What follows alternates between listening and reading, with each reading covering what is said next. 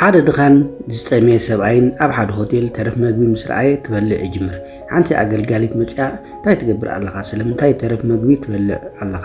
እቲ ሰብኣይ ኣዝየ ስለ ዝጠመኹ እየ ዝበልዕ ዘለኹ ይብላ። እታ ኣገልጋሊት ነዚ ምግቢ ክትበልዖ ኣይነበረካን ትብሎ። ነቲ ምግቢ ኣልኢላቶ ድማ ትኸይድ። ድሕሪ ገለ ግዜ ሓንቲ ካልእ ኣገልጋሊት መፅያ ትቃወማ። ኣታ ድኻ ካብዚ ውፃእ ትብሎ። እታ ኣካያዲት ስራሕ ናይቲ ሆቴል ነዚ ኩሉ ትርኢ ነበረት። እቲ ድኻ ሰብኣይ ልቡ ተሰይሩ ክኸይድ ክብል እንከሎ እታ ዝተረፈ ምግቢ ዝወሰደትሉ ኣገልጋሊት ሓድሽ ምግቢ ሒዛትሉ መፅያ። በል ተቐመጥ እሞ ነዚ ሓድሽ ምግቢ ብልዓዮ ትብሎ። እቲ ድኻ ሰብኣይ ገንዘብ የብለይን ይብላ። እታ ሕያወይቲ ኣገልጋሊት ብዛዕባ ገንዘብ ኣይትጨነቕ፣ ቀሲንካ ብላዕ፣ ኣነ ክኸፍሎ እየ ትብሎ። እታ ዓበይቲ ኣገልጋሊት ብቁጥዐ እንታይ ክትገብር ዘለኺ? ነዚ ድኻ ሰብኣይ ካብዚ ኣውፅዮ ትብላ። እታ ሕያወይቲ ኣገልጋሊት ስለምንታይ እየ ዘውፅኦ? እታ ዓበይቲ ኣገልጋሊት መን እዩ ነዚ ድኻ ለማናይ ዝኸፍለሉ ትብላ። እታ ሕያወይቲ ኣገልጋሊት ብዛዕባ ገንዘቡ ኣይትጨንቂ፣ ጭነቕ እውን ይግባእኪ ኣይኮነን፣ ኣነ ክኸፍሎ እየ ትብላ። ነቲ ድኻ ሰብኣይ ከዓ ሕጂ ብሰላም ብላዕ፣ ክጭነቕ የብልካን ድማ ትብሎ። እቲ ድኻ ሰብኣይ ነታ ሕያወይቲ ኣገልጋሊት እናመስገነ ክበልዕ ጀመረ።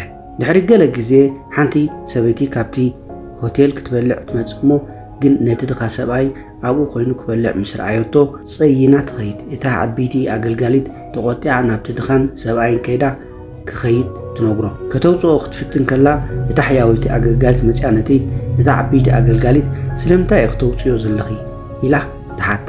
እታ ዓበይቲ ኣገልጋሊት ብሰንኪ እዚ ድኻ ሰብኣይ ካልኦት ዓማዊልና ይርበሹ ኣለዉ፣ በዚ ምክንያት እየ ዘውፅኦ ዘለኹ ድማ በለታ። እታ ሕያወይቲ ኣገልጋሊት ከምኦም ሰብ ስለ ዝኾነ ከተውፅዮ ኣይትኽእልን ኢኺ ኢላ ትምልሰላ። እታ ዓበይቲ ኣገልጋሊት ናብታ ኣካያዲት ስራሕ ከይዳ እታ ሕያወይቲ ኣገልጋሊት ነቲ ድኻ ሰብኣይ ሕያውነት ተርእየላ ትብላ። እታ ኣካያዲት ስራሕ ብወገና ብቁጥዐ ሕራይ ክርእዮ እየ ትብላ።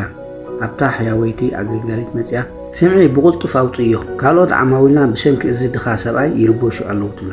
እታ ሕያወይቲ ኣገልጋሊት ብህድኣት ከም ኣነን ከማኸን ከምኦምን ሰብ እዩ፣ ንሱ እውን ፍጡር ኣምላኽ እዩ፣ ስለዚ ከመይ ኢና ብሰንኪ እዞም ድኻታት ሰባት ክርበሽ ንኽእል ኢላ ተረዳኣ። ንፅባሒቱ እታ ኣካያዲት ስራሕ ኣኼባ ፀዊዓ ሎሚ ንዋና ናይዚ ሆቴል ከላልየኩም እየ ትብሎም።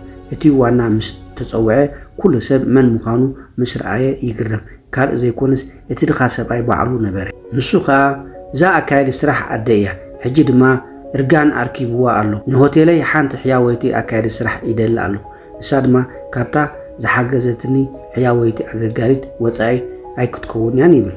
እታ ሕያወይቲ ኣገልጋሊት ኣዝያ ትሕጎስ፣ ነቲ ዋና ድማ ተመስጎ። ከም ዝበሃል ፅቡቅ ግበር ፅቡቅ ክትረክብ ኢኻ እዩ ዝብል። ስለዚ ክቡራት ተኸታተልቲ ነዛ ቪድዮ እንተፈቲኹማ ቻናለይ ሳብስክራይብ ትገብሩን ከምኡ ድማ ላይክ ሼር ኢልኩም ክትተባብዑን ድማ ብትሕትና ዘሓኸርኩ። ብኻልእ ቪድዮ ክሳብ ንራኸብ ሰናይ ቅነ